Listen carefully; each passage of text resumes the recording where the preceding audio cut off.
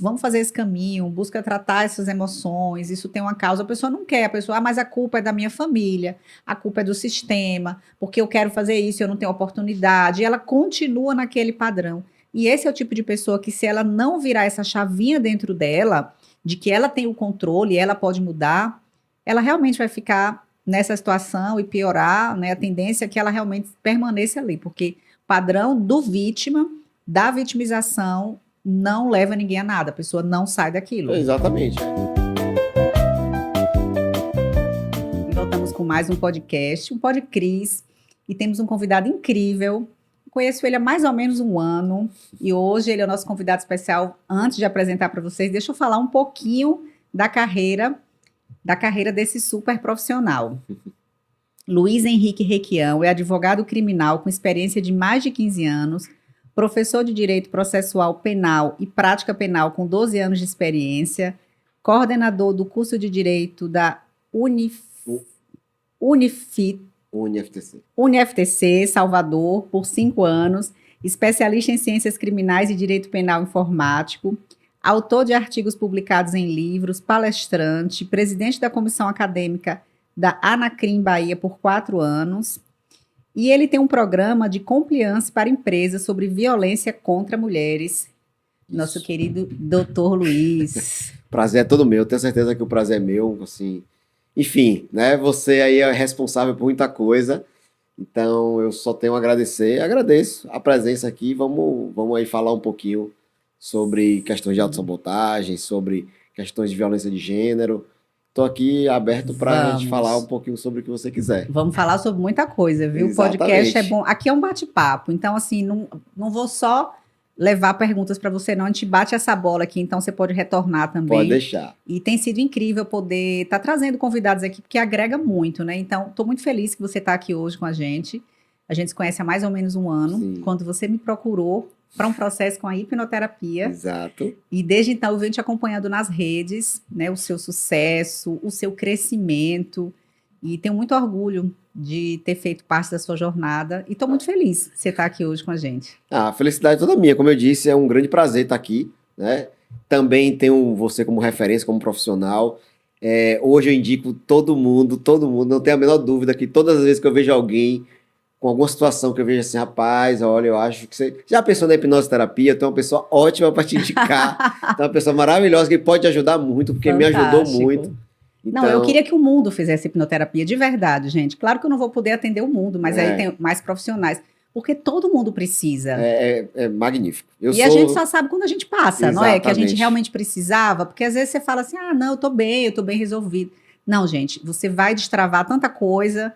E melhorar tanto, e é um processo que a vida só vai melhorando, a gente não volta mais, né, para os velhos padrões. Não, sem dúvida, é isso que eu tô falando, assim, hoje eu sou um fã da hipnoterapia, recomendo muito, né, então eu tô dizendo, todo mundo que eu tenho alguma certa intimidade, que eu vejo que está passando por alguma situação que eu percebo ali, e aí, obviamente, são sempre situações que eu percebo muita semelhança, então quando eu vejo alguém passando Sim. por um processo semelhante ao que eu passei, eu sempre digo, olha, eu tive uma virada de chave que para mim foi muito importante.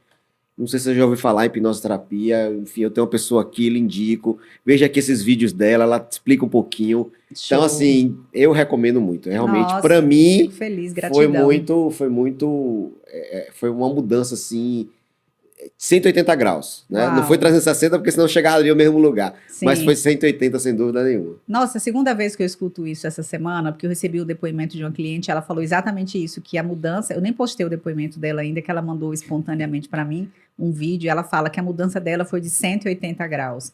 E isso, para mim, realmente é o mais, assim... Não tem preço, é o que mais me reconforta. Eu tenho tanto amor por ajudar no processo das pessoas, que realmente, para mim, não é um trabalho. É claro que é toda uma doação energética e tudo mais, mas assim, eu amo ajudar nesses processos. Mas vamos falar um pouquinho agora. Eu queria começar conversando esse tema, né, que é o tema dos relacionamentos abusivos e que muitas vezes chegam na violência física contra a mulher. Sim. Mas não existe só a violência física para se caracterizar um relacionamento abusivo, Sim. Não é verdade? Verdade. Existem aí alguns outros tipos de violência contra a mulher principalmente, né, violências domésticas contra a mulher, que são mais sutis e que muitas vezes são pouco perceptíveis e que, infelizmente, muitas mulheres às vezes acreditam que é um processo normal ou que aquilo é um zelo ou é um cuidado maior que aquele companheiro tem. Quando, na verdade, muitas vezes ela está passando por uma situação de um tipo de violência e é isso. Muitas vezes as mulheres elas estão nesse relacionamento que ela não consegue nem perceber que ela está num relacionamento abusivo. Muitas vezes ela só vai perceber isso depois, ou se tiver alguém de fora, um amigo ou uma amiga, que chegue para ela e coloque aquela dúvida na cabeça dela, que muitas vezes, ainda assim, ela briga com esse amigo ou briga com essa amiga, dizendo que aquilo ali é loucura, não é daquele jeito.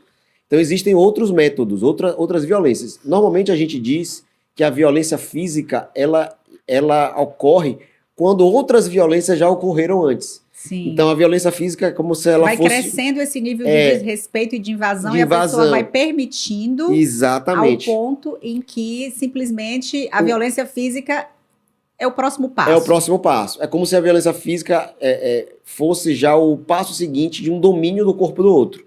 Então, a sensação que aquele tem, que já domina tanto o corpo do outro, que chega um ponto que ele pode violentá-la fisicamente.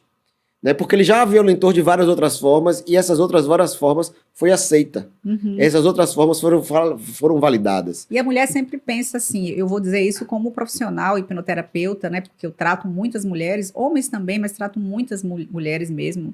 Eu diria que é 70-30. E muitas delas, elas passaram tanta situação de não merecimento na infância e na adolescência, que às vezes, no relacionamento, a pessoa dá isso aqui e ela acha, gente, que é tudo. Tipo assim, mas ele me trata tão bem. Gente, Exato. Eu sempre falo isso, tratar bem é o mínimo, é obrigação. Exato. Né? E aí, em contrapartida por esse tratar bem, olha, mas ele me leva para viajar, ou ele me dá isso de presente. Então, a pessoa, ela não está acostumada a ter merecimento mesmo. Exato. E aí ela vai se acostumando a alguns abusos emocionais e psicológicos, e ela vai se afundando dentro daquilo sem sequer se dar conta. Esse é um quadro muito comum e ela realmente não percebe até o ponto de ficar insustentável. Mas até então a pessoa vai...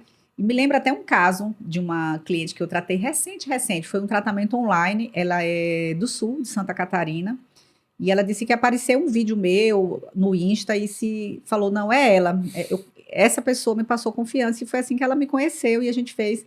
Foi muito legal, né? Porque é uma confiança, um tratamento online. E a gente fez a primeira sessão dela.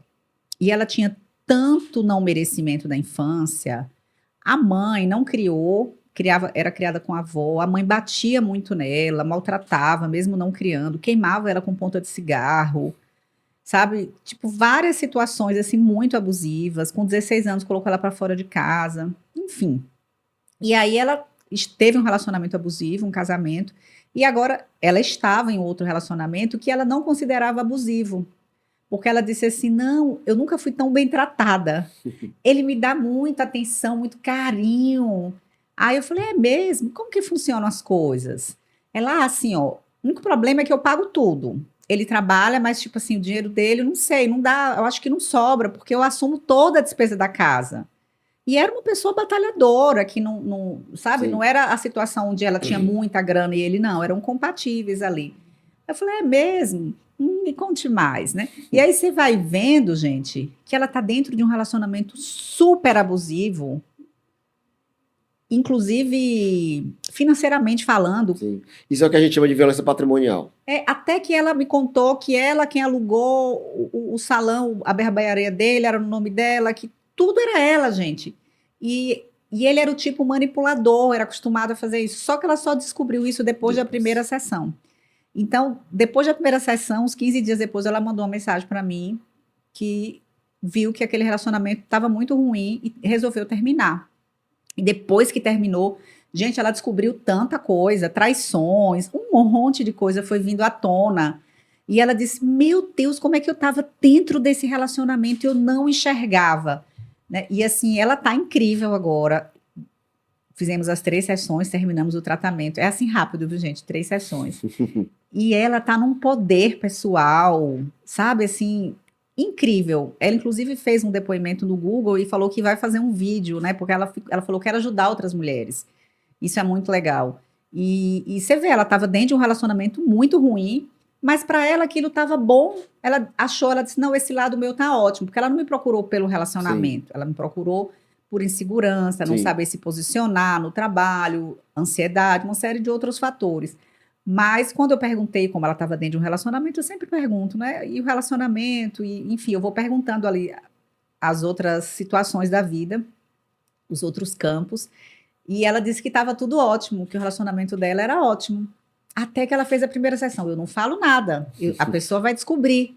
Né? Então, é isso que eu vejo, assim, que muitas pessoas estão vivendo dentro de relacionamentos abusivos, não percebem, mas tudo, É. Luiz, é por conta do não merecimento. É muito engraçado porque hoje eu estava, enfim, dando aula e esse tema acabou surgindo lá dentro de um tema. E aí, normalmente, eu sempre gosto de usar esse exemplo. E é muito engraçado que sempre tem duas reações muito claras. Todas as vezes que eu faço. Então, aí, normalmente, eu cito esse exemplo, que não é só isso, mas isso é um alerta. Sim, Muitas vezes, quando a mulher ela coloca uma roupa e o marido, o namorado, quem quer que seja, quer controlar aquela roupa. Diz que não vai sair com ela com aquela roupa, porque aquela roupa remete com que as pessoas vão achar que ela é isso ou que ela é aquilo. E ela se sente tão culpada. Aí normalmente tem dois sentimentos: o sentimento de culpa e o sim, sentimento de achar que é um cuidado. Ah, não, ele está fazendo isso porque ele tem um cuidado comigo. Quando na verdade, de novo, é muito sutil esse controle, é muito sutil, mas é um controle. A partir do momento que ele começa a dizer o que é que você deve vestir ou não, ele está lhe controlando de certa forma, né? Claro, eu repito, não é só isso. Isso é um indicativo, né? Não é só esse indicativo. Eu preciso ver outros indicativos. Normalmente eu cito esses exemplos. É muito sim. engraçado as reações da sala de aula, porque normalmente eu tenho mulheres que concordam, dizem é isso mesmo, tá certo. Inclusive hoje eu tive uma aluna que verbalizou, eu já passei por isso e Uhum, era assim, e eu uhum, também não via, passei a ver depois. E sempre tem aqueles que dizem, ah, mas isso não é besteira. Isso não sim. quer dizer nada.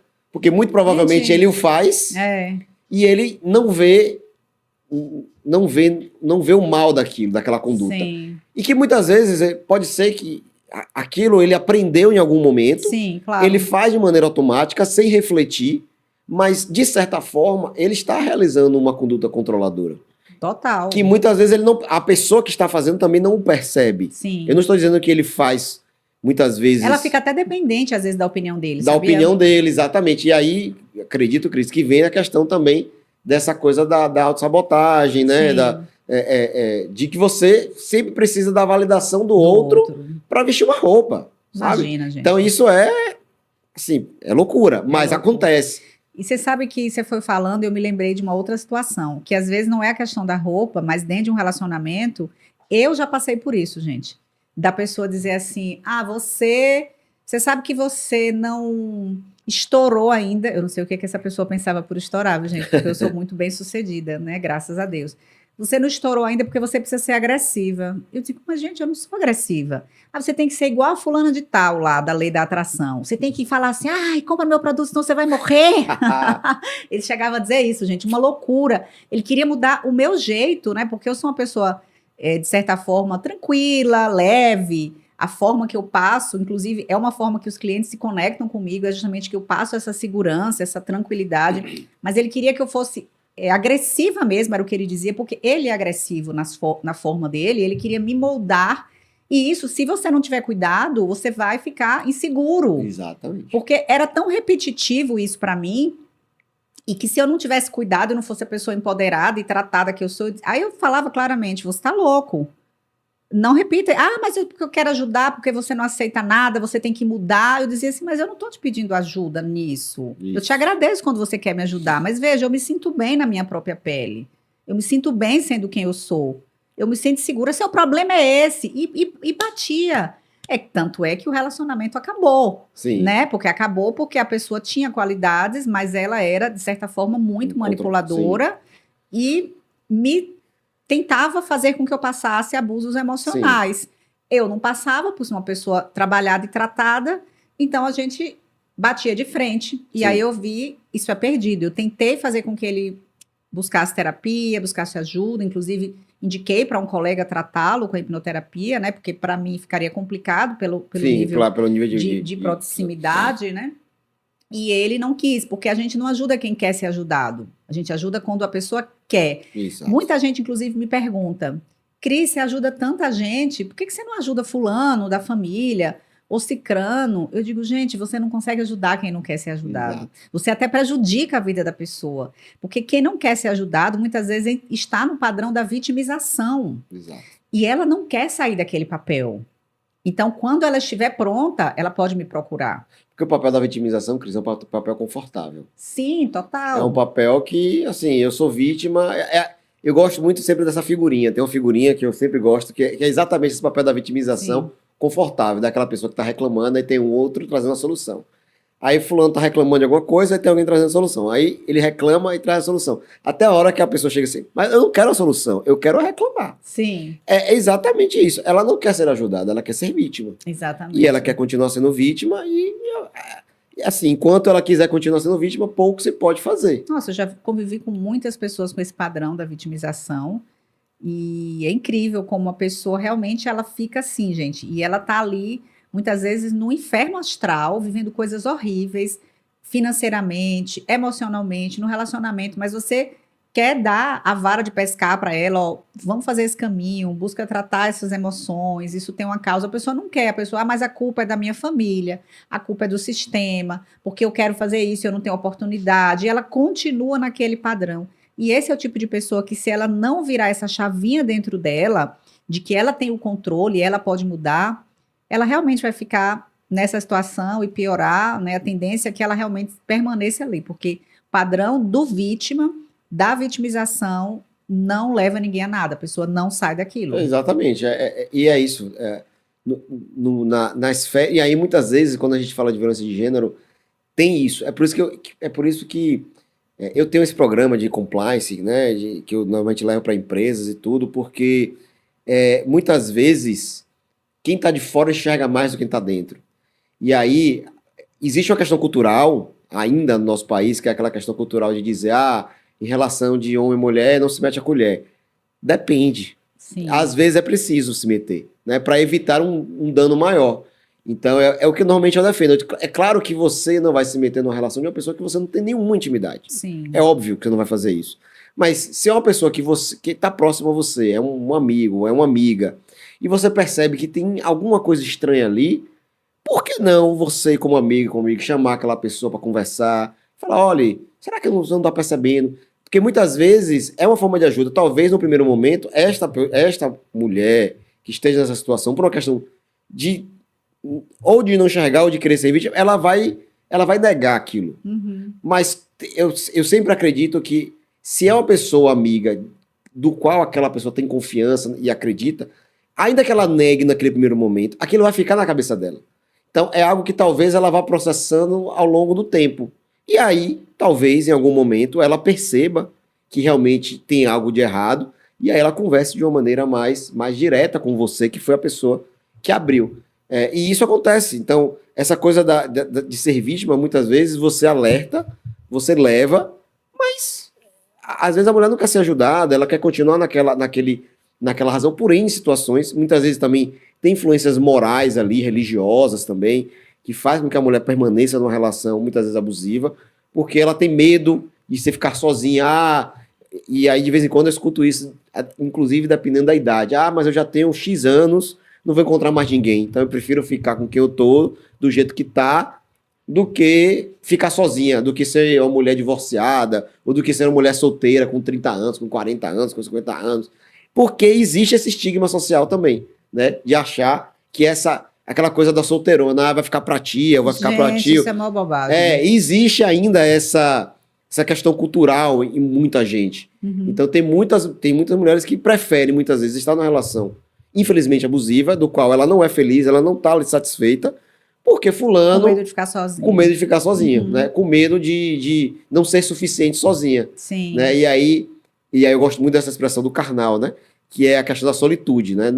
Não ter a tranquilidade, a confiança da solitude, ou seja, tô bem sozinha, tá tudo certo, tá tudo bem, se eu achar alguém ótimo, se eu não achar, tá tudo bem também. Sim. Né? E aí passa muitas vezes por esse processo de autoconfiança mesmo. E a autoconfiança vem também desse autoamor, né? Que a gente volta novamente para a infância. Quando você não recebeu isso, esse valor, esse merecimento na sua infância, a tendência é que você entre em relacionamentos abusivos, que você permaneça em relacionamentos insatisfatórios ou que você fique sozinha. Por quê? Porque, na verdade, você não está acostumado com esse padrão. Você lá na infância recebeu tão pouco, ou não recebeu mesmo, né?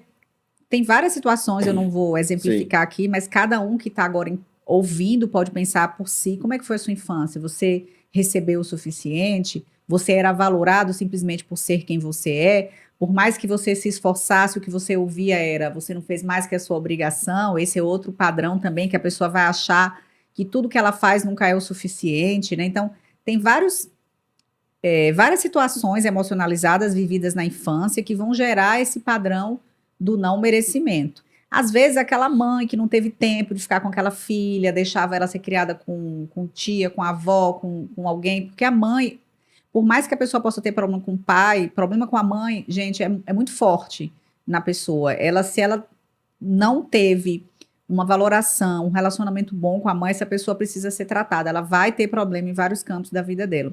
E isso leva também para o relacionamento, né? Então, ela vai entrar em relacionamentos onde ela vai aceitar o mínimo, onde ela vai conviver com situações abusivas, porque para ela, se ela sair daquilo, ela não vai encontrar mais ninguém. Outra coisa que eu ouvi, imagina, gente, uma mulher empoderada como eu ouvi, eu sou a melhor pessoa para você, você não vai encontrar ninguém melhor que eu.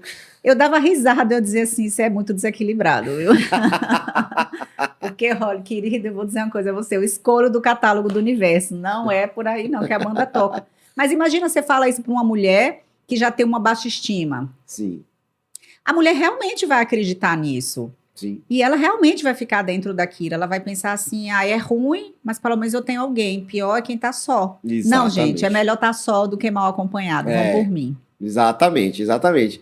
E é isso, é aquela história, né, que muitas vezes as pessoas falam, fulano tem o dedo podre.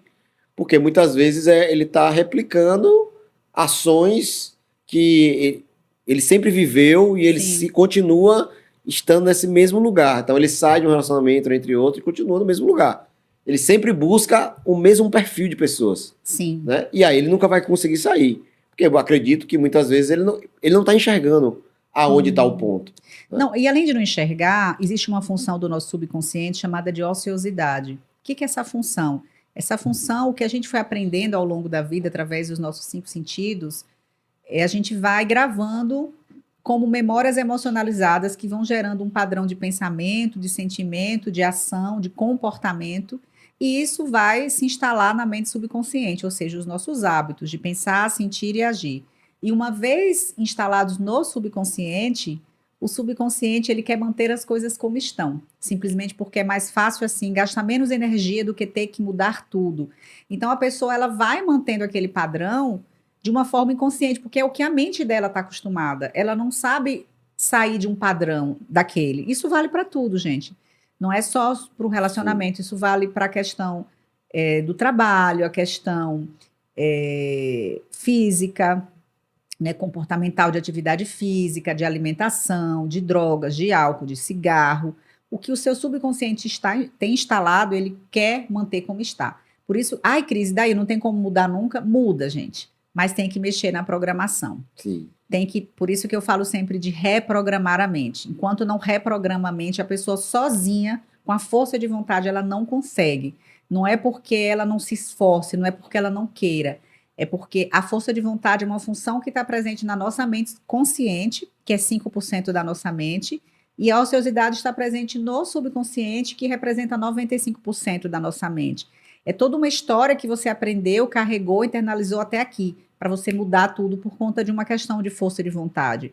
Então é preciso muito mais do que isso, é preciso trabalhar nas causas emocionais que geraram aqueles padrões. Aí sim você pode reprogramar a sua mente para novos comandos neuronais, aí sim você pode começar a agir diferente, aí sim você pode começar a ter resultados diferentes. Isso é engraçado, Cris, porque eu lembro disso, né? Assim, as pessoas muitas vezes têm medo de mas eu vou saber exatamente tudo. Você vai saber exatamente tudo. E aí você vai lidar, você vai ter que aprender a lidar com esse tudo. O que é que você vai fazer com esse tudo? Aí cada um vai decidir o que é que faz. Você fala o quê no processo Mas terapêutico? no processo terapêutico como você colocou aí, né? Determinadas coisas que estão no subconsciente, eles passam a ficar no consciente. Sim. E aí você vai ter que lidar. Você entende as causas. Você entende as causas e você vai ter que lidar com essas causas, né? E aí, muitas vezes, as pessoas. Voltando um pouco, né? Muitas vezes a pessoa está tão preso à questão de ser vítima que ela não quer saber dessas causas. Porque ela não quer ter que tratar disso. Sim. Ela não quer ter que fazer com que, bom, eu agora sei isso e aí agora, eu tenho que dar um jeito. Ela prefere, entre aspas, ela prefere ficar na ignorância. No sentido de que, não sei, não quero saber, tenho raiva de quem sabe, Sim. né? Aquela coisa da... Ela quer manter aquele padrão porque a mente ociosa se acostumou e é mais fácil manter as coisas como estão. Exatamente. Só que é a famosa zona de conforto, exatamente, né? Mas que é tão desconfortável. Sim. Então, quando a pessoa chega num ponto que aquela zona de conforto está extremamente desconfortável, é quando ela está pronta para mudar. Exato. E é nesse ponto, muitas vezes, que os clientes chegam para a hipnoterapia.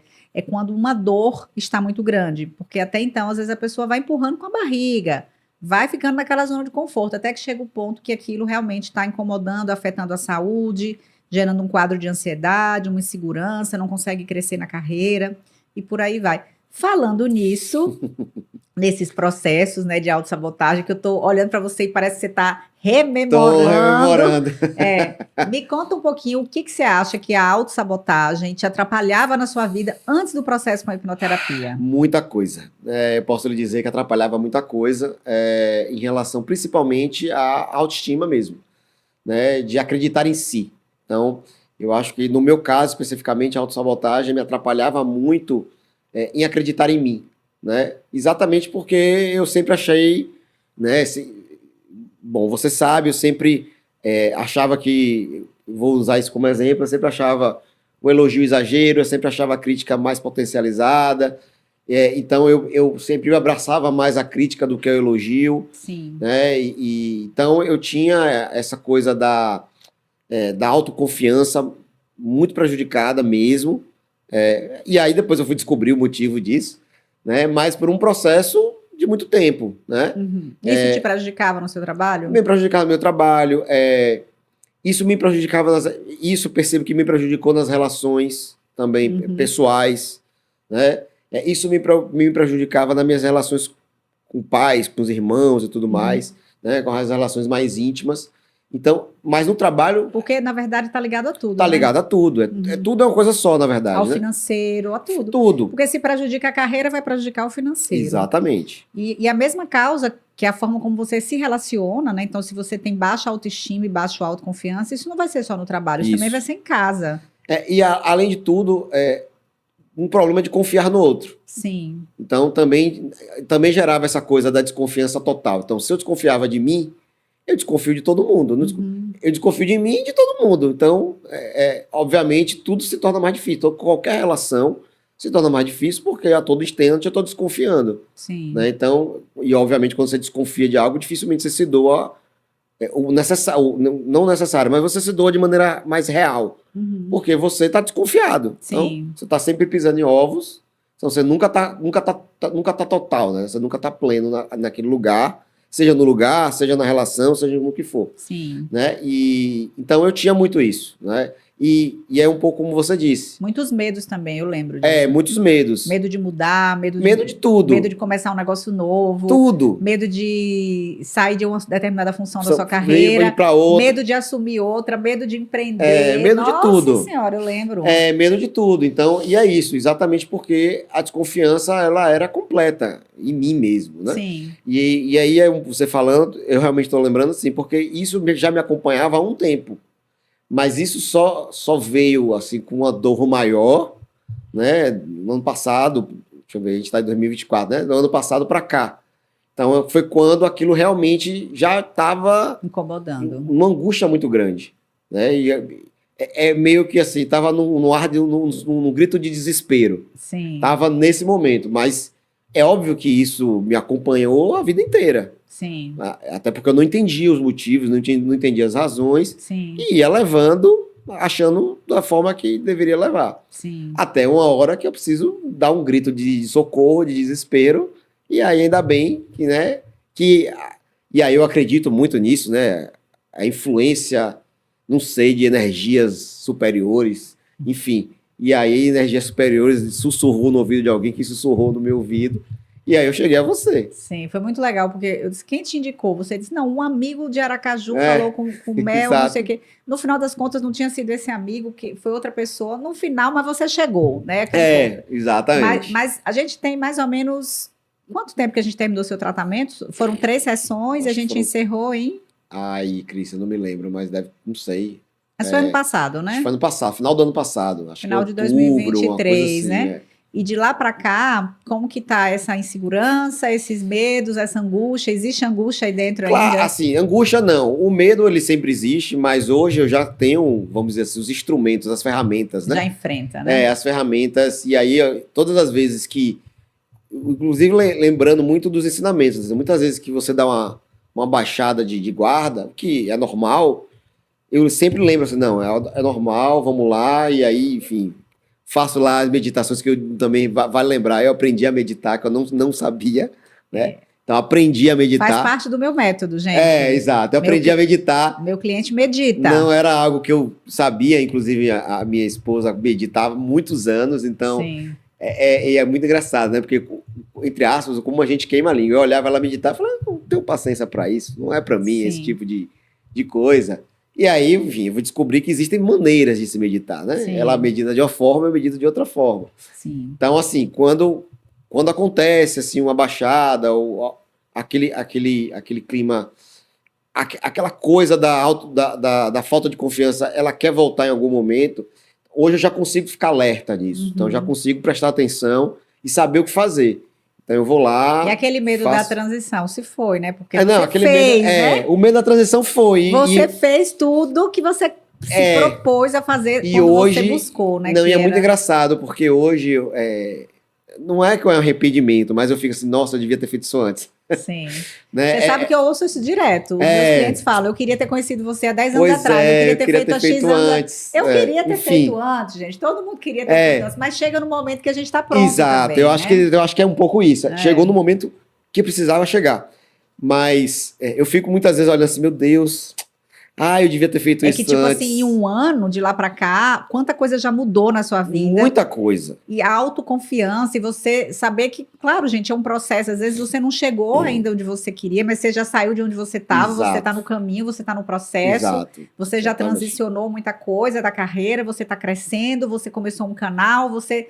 Então, tudo está crescendo e acontecendo. É exatamente isso, assim. Então, eu fico... a minha, entre aspas, minha dor não é uma dor, né? Mas, assim, o meu sentimento é, poxa, devia ter feito isso antes. Mas, ok, tudo bem. Faz parte, cada um no seu momento, cada um no seu tempo. Eu acho que tudo tem seu tempo. Eu acho que quando a pessoa, ela quer ser ajudada, que ela pede ajuda, não importa quem ela peça, ela pode pedir só dentro dela, às vezes, ou ela pode verbalizar com alguém, mas quando ela pede ajuda, ela é ajudada. Isso é uma coisa que eu vejo muito. Eu também acredito nisso muito. E muita gente que chega até mim e fala assim, Cris, eu preciso mudar, sabe? A pessoa está pronta, ela quer. Essa pessoa que quer, ela chega na hora certa e ela vai ter resultado. Então, é uma decisão interna de dizer assim, eu não quero mais sentir isso aqui, eu não quero mais viver desse jeito, eu quero mudar. E aí, claro que a gente... ouvido de alguma forma, né? Isso, Cris, eu também... As conexões, o universo vai encaminhar, exato, né? Eu acredito muito nisso, que eu tenho essa coisa da palavra tem poder mesmo, eu acredito muito nisso, e é exatamente isso, assim, eu estava num momento tão para baixo, né, e isso já estava com minha esposa atual, e isso era perceptível nela, e ela tentava me ajudar também, ela não sabia como, então ela chegava, medite, ela falava, não quero meditar, não é para mim. Mas aí é isso, assim, acho que chegou um determinado momento que, sei lá, eu acho que eu comecei a pedir, não, eu preciso fazer alguma coisa, não sei o que, mas preciso fazer alguma coisa, eu preciso encontrar algum caminho, mas eu não sabia que caminho era esse. E aí, falando, aí chegou a prima de Mel, que diz, eu conheço uma pessoa que pode te ajudar, não sei o que, e aí muito surgiu legal. E apareceu, né? Uhum. E eu repito, assim, foi para mim... assim, realmente é um marco, né? Existe o Luiz antes e depois da hipnoterapia, sem dúvida nenhuma. Eu tenho um cliente de Portugal, e Miguel, ele é muito querido, né? E ele diz assim, que é ACDC. Se ele assistir esse vídeo, ele vai saber. Ele faz, antes de Cris, depois de Cris. Porque é um marco a hipnoterapia na nossa vida, É. né? Na verdade, passar por esse processo é um marco.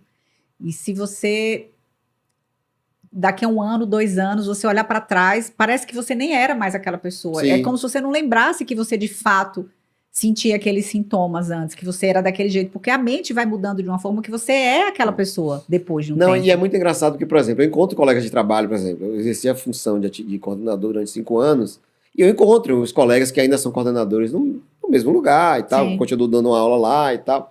E aí é muito engraçado, porque hoje encontrei com uma colega, inclusive de manhã, quando eu fui dar aula, da área, ela é coordenadora da área de veterinária, e ela chegou para mim e olhou assim, nossa, Raquel, como você tá bem? O que aconteceu com você? Né? Então e não é só ela, várias pessoas, né? Todas as vezes que eu encontro, falam, nossa, como você tá diferente, parece que você Não, rejuvenesceu. pra mim você tá Você diferente. parece que você rejuvenesceu mais, parece que você tá mais novo. Eu e que te tal, conheci enfim. ano passado É, e te conheço hoje, você é uma pessoa com um nível de autoconfiança hard, tipo assim, É outra perceptível pra mim, só de olhar, É, né? Então é imagina outra as pessoas coisa. que te conheciam pois também, é, né? e eles falam comigo assim, Rick, você tá diferente, o que foi que aconteceu e tal. Aí eu brinco, né, assim, eu digo, rapaz, foi o peso, foi a mochila que eu tirei das costas. Fantástico. Eu tinha uma mochila nas costas que eu tirei aí, que, nossa, é outra coisa. Aí você pode dar o cartãozinho de quem Eu ajudou dou. você a tirar. Ó, toma aqui, vai tirar a sua mochila de Não suas tem a costas menor também. dúvida que, É. claro que é aquela história, eu preciso encontrar um espaço. Não, com Todas as certeza. vezes que eu encontro espaço, que eu vejo assim, É. nossa, não tenho a menor dúvida. É só sobre a pessoa, às vezes, ela não sabe nem para onde ir, né? E aí Exato. ela recebe. Mas sabe o que eu queria falar um pouquinho agora, mudando de assunto, mas não é mudando, porque a gente está dentro do mesmo tema. Eu queria voltar um pouco para essa questão da violência doméstica, especialmente contra mulheres, né? Que é o grande índice, na verdade, é esse, né? Normalmente, como que as mulheres chegam para procurar ajuda? Qual o nível que elas... Em que momento elas começam realmente a pensar, não, eu preciso de ajuda e sair disso aqui? Normalmente, primeiro isso é importante que se diga, né? No Brasil hoje,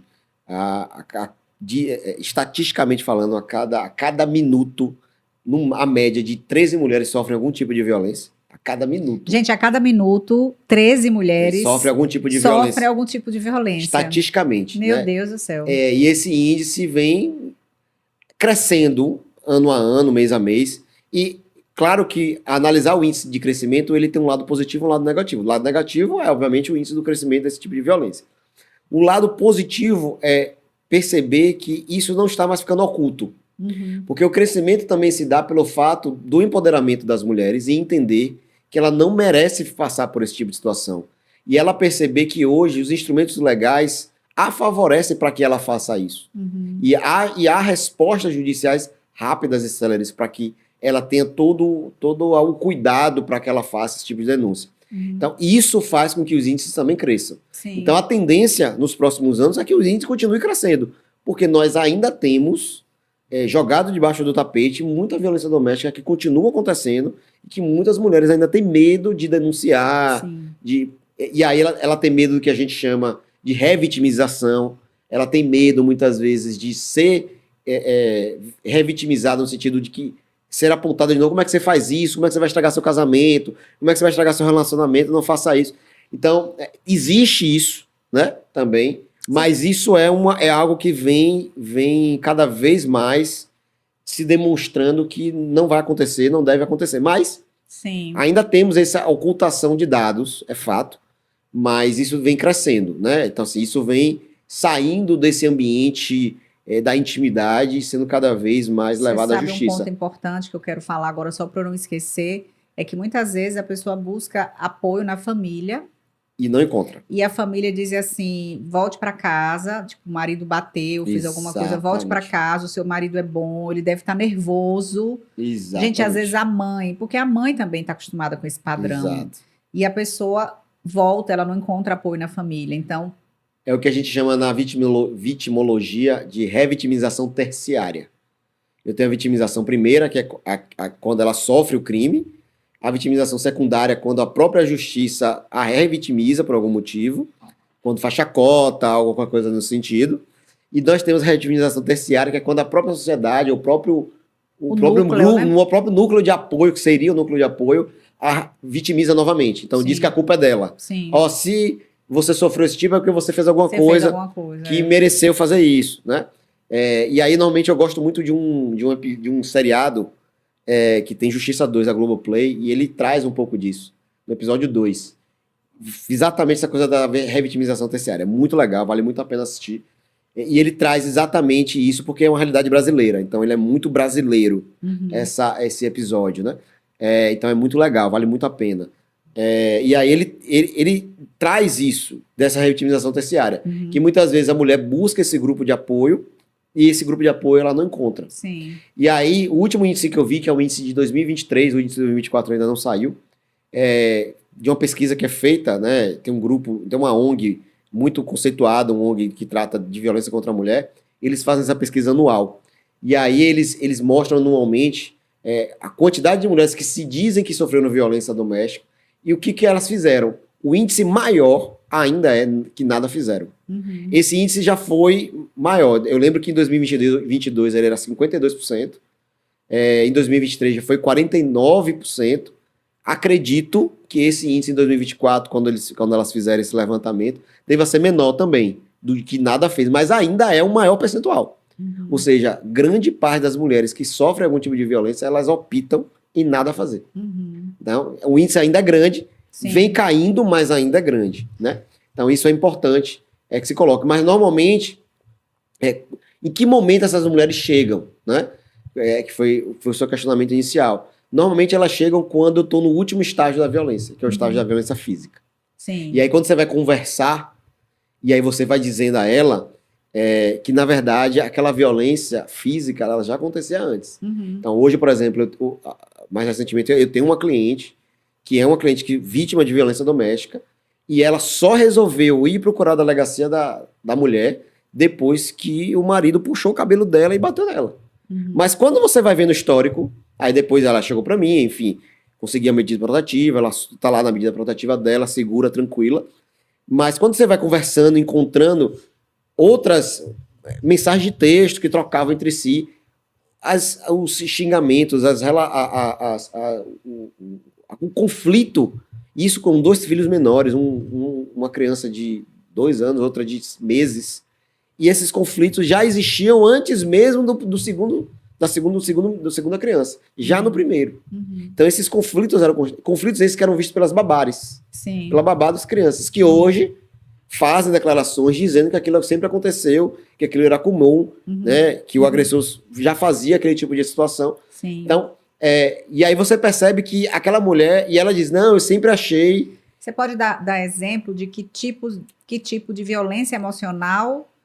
Por exemplo... O que seria violência emocional? Porque é isso, tem muita mulher que está passando e não sabe. Então, bora Exato. exemplificar. O que seria... Por exemplo, ela marcar com a mãe dela, né, e com a avó, né, e com as crianças, uma viagem para um resort, por exemplo. E aí o marido dizer, não, com sua mãe eu não vou, porque eu não gosto da sua mãe não gosta de mim, eu não vou, a gente não vai de jeito nenhum. E impedir, se você for, fulano, o filho vai ficar comigo, você vai só, não sei o quê. É esse tipo de, e esse tipo de conflito. Também a questão que você falou de roupa, né, da crítica ao jeito, Também, não só a roupa, mas ao jeito de ser da pessoa. sim, Depreciar a pessoa de alguma forma, gente, isso é um tipo de violência. Sim, Porque sem se a dúvida. pessoa está com você, ela tem que lhe admirar, lhe aceitar, lhe amar e lhe valorizar. Se essa Exato. pessoa lhe deprecia de alguma forma, seja no seu jeito, eu acho você fantástica.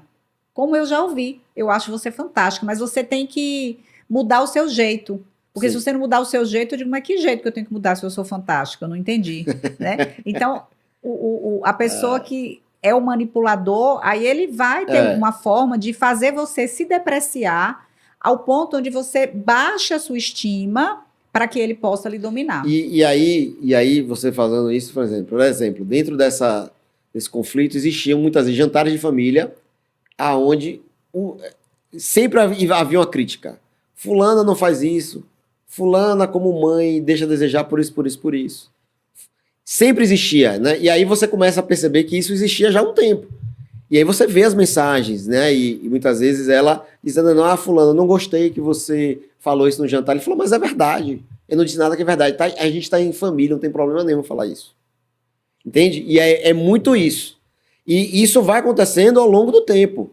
Né? Então, era um relacionamento de 4 anos de casamento, e isso acontecia ao longo desses 4 anos. Mas ela só chegou ao ponto de ir na delegacia prestar vou usar aqui o termo queixa, mas só foi na delegacia noticiar esse fato, fazer um boletim de ocorrência, quando chegou a violência física. Mas ela já sofria violências durante os 4 anos.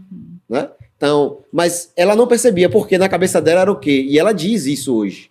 Né? Ela, em reuniões, ela diz, não, eu achei que era coisa de momento, né? Não era assim grande parte do tempo. Né? Tinha um lado muito bom. Ele tinha um lado muito bom, ele é um bom pai. Né? É pai, é provedor, né? Me ajudava nas coisas, mas não é isso. E sabe, outras formas aqui que eu pensei, que eu lembrei de situações onde a pessoa, por exemplo, ela começa a tolir a liberdade, Sim. né?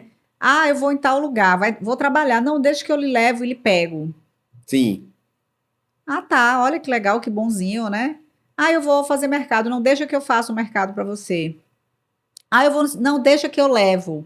Ela começa a lhe cercar de uma forma e a querer fazer absolutamente tudo por você, porque ela quer lhe deixar dependente dela. 100%. Eu tô dizendo a vocês, gente, eu vou contar para vocês, eu já passei por isso. Sim. Ela quer lhe deixar, e aí todo mundo que tá vendo externo, uau, que pessoa fantástica você tem, faz tudo por você. Sim. Só que você vai ficando de um jeito, em um ponto, onde você não tem mais autonomia para fazer nada. Para fazer nada. Exatamente. Se você não perceber, quando você vê, você está dependente, codependente emocionalmente daquela pessoa. Exato. Então, mulheres, acordem. Porque Cris, o cuidado, ele tem limites. Tem limite. O cuidado exige respeito pela sua individualidade. Isso é engraçado, porque chega um nível, eu conheço, hoje eles são separados, eu não conhecia a pessoa, só conhecia um lado, mas chegou ao ponto, e ela, num primeiro momento, achava isso fantástico, achava isso um cuidado absurdo. Eu também achava, sabe por quê? Porque eu não gosto de fazer mercado. Eu também não gosto, não. Já no início do namoro, a pessoa disse, não, eu faço mercado para você. Eu digo, uau. Né? Porque meu ex-marido fazia mercado para mim, né? O pai dos meus filhos. Então, era uma coisa que ele gostava, eu não. E daí, nesse relacionamento, quando a pessoa diz, não, deixa que eu faço mercado para você. Ah, eu adoro lavar prato. Olha que auge. Não, deixa que eu leve seu filho e eu pego. Só que aquilo no início era muito confortável. Sim. Só que chegou a um ponto que eu não podia pegar o meu carro para ir trabalhar. Porque ele dizia, eu te levo e eu te pego. Mas por que me leva e me pega, entende? Porque quer criar uma dependência. Sim. Ao ponto onde eu não consigo ter uma individualidade de sair só, de sair com uma amiga, de fazer minhas coisas. Você fica codependente emocionalmente por uma pessoa que é muito boazinha e você não está percebendo que ela não é tão boazinha assim. Exatamente. No fundo, ela está lhe deixando em uma situação onde você fica emocionalmente dependente. Na verdade, o controle, ele quer controlar 100% da sua vida. Exato. E aí, eu estou falando, chega alguns relacionamentos que chega ao ponto, quem está de fora acha um absurdo, mas muitas vezes falando, quem está de dentro acha isso bonito. Então, eu conheço um...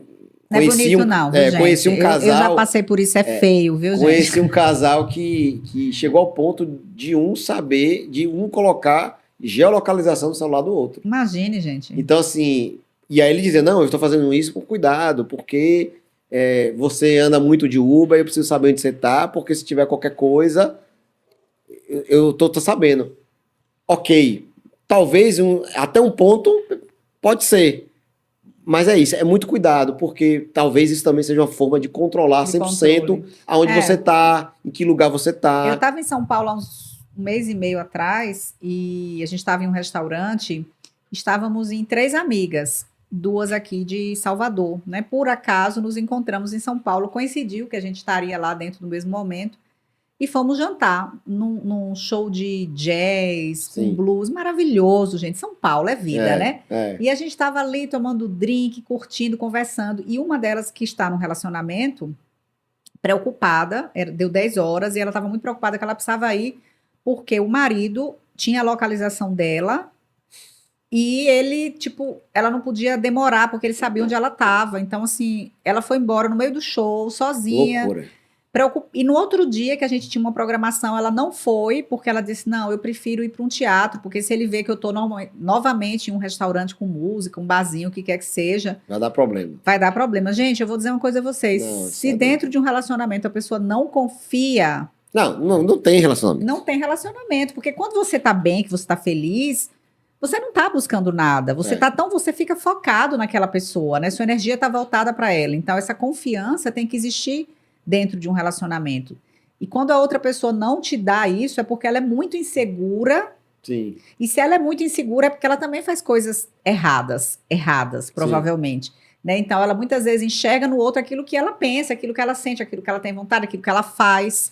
Né? Então tem vários pontos. Tem a insegurança e tem o comportamento dessa pessoa. Cris, eu vou, não tenho como não fazer isso, né? É o que a gente chama do ciúme delirante, e que isso está retratado em uma obra literária importante na nossa literatura brasileira, que é a obra de Dom Casmurro, que é exatamente isso, né? As pessoas leem Dom Casmurro e ficam sempre naquela preocupação. Capitu traiu ou não traiu o Bentinho, né? Capitu traiu ou não traiu. Quando, na verdade, o livro não trata disso. Sim. Né? O livro não trata se Capitu traiu ou não traiu.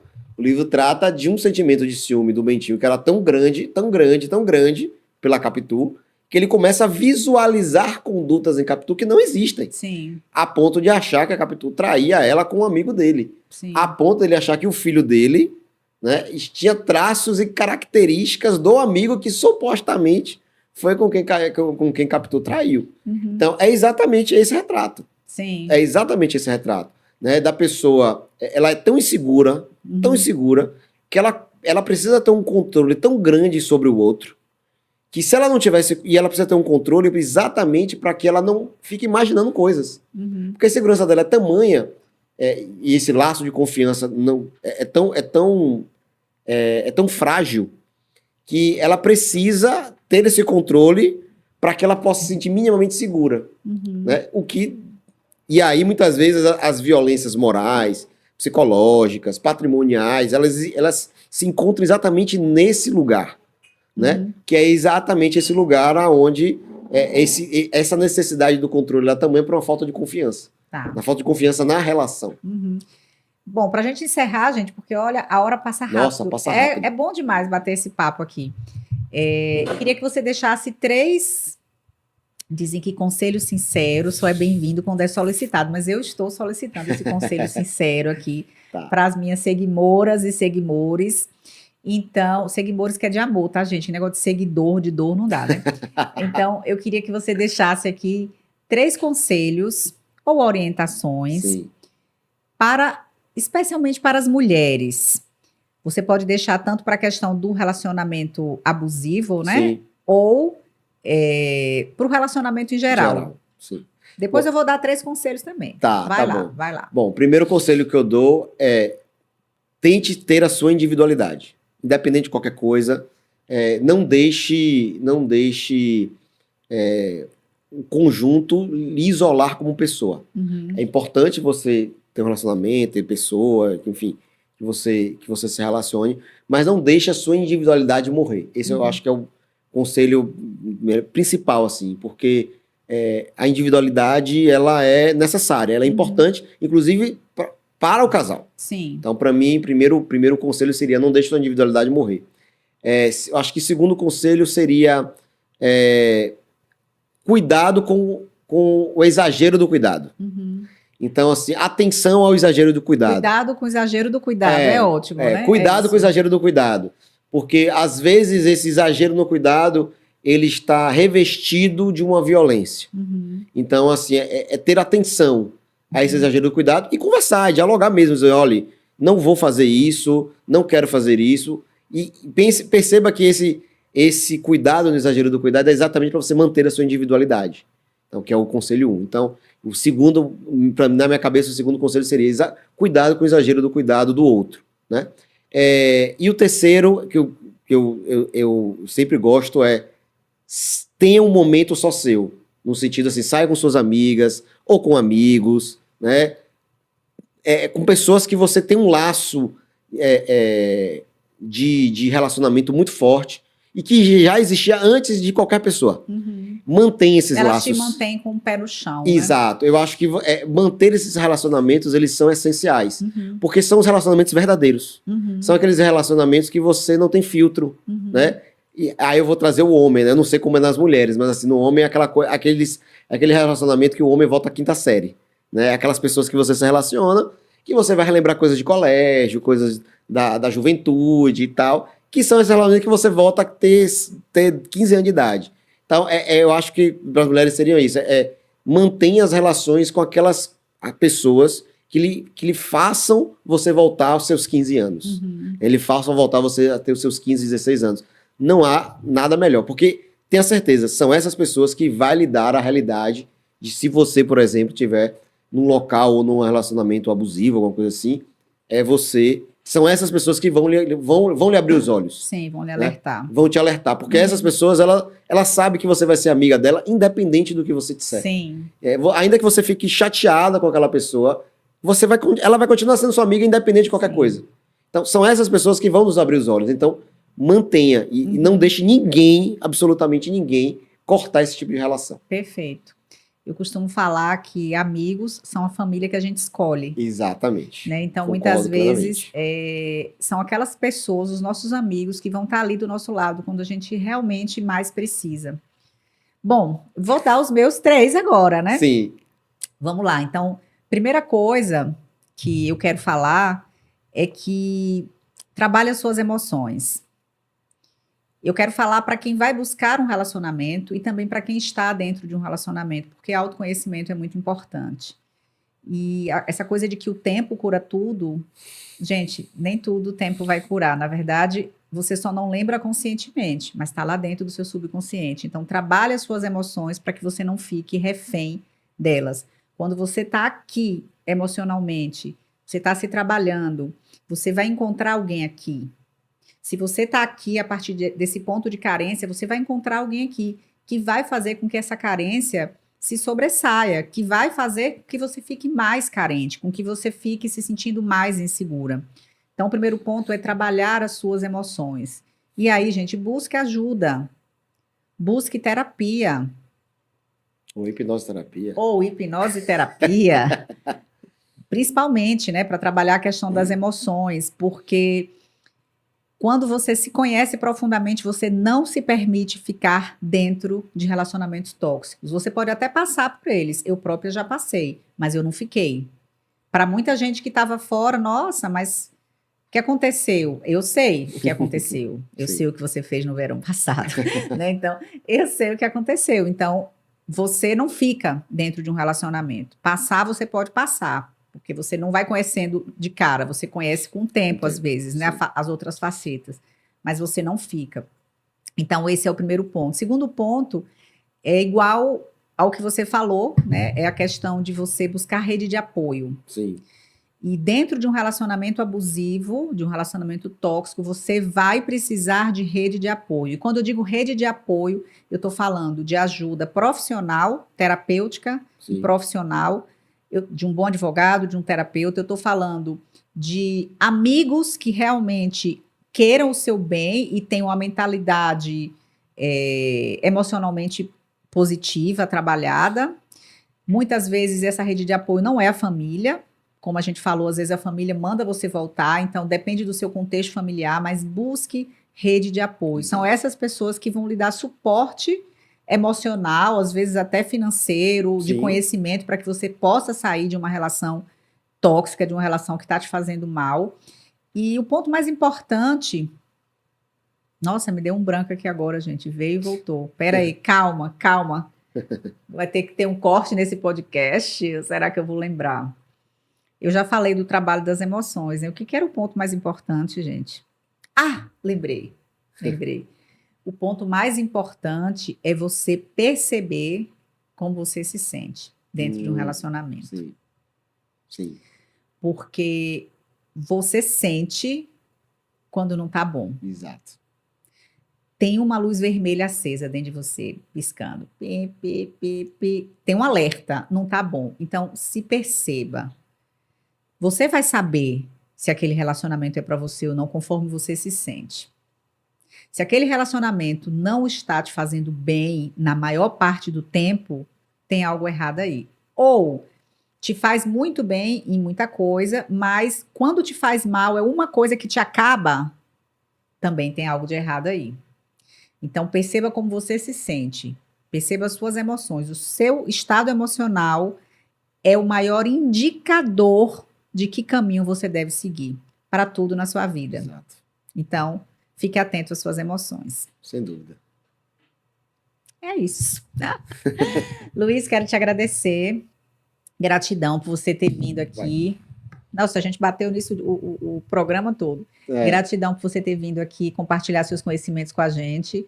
Vou deixar aqui, gente, na descrição o Insta do Luiz, né, as redes do Luiz. O trabalho que ele faz é incrível. Então, sigam as redes dele para vocês entenderem mais sobre a questão de violência doméstica, né? Na verdade, são vários assuntos que ele aborda. Então, sigam lá. Gratidão. Cris, eu que agradeço. Como ele disse, eu sou que nem seu paciente, né? Existe antes de crise e depois de crise. Né? Então, eu sou, enfim, agradeço muito porque me fez ser outra pessoa e me deu coragem para fazer muitas outras coisas. Então, tenha certeza que o que você pede não é um pedido, é uma ordem, porque eu sempre tenho muito a agradecer. E eu tenho certeza que agradecimento não é só meu, não. Tem várias pessoas próximas a mim que agradecem também. Gratidão, de coração, gratidão. Sim, tem muitas pessoas que agradecem, mas nem todo mundo, às vezes, tem essa doação que você tem. Sim. Sabe? De energia, de amor, então sou muito grata mesmo. Eu que agradeço.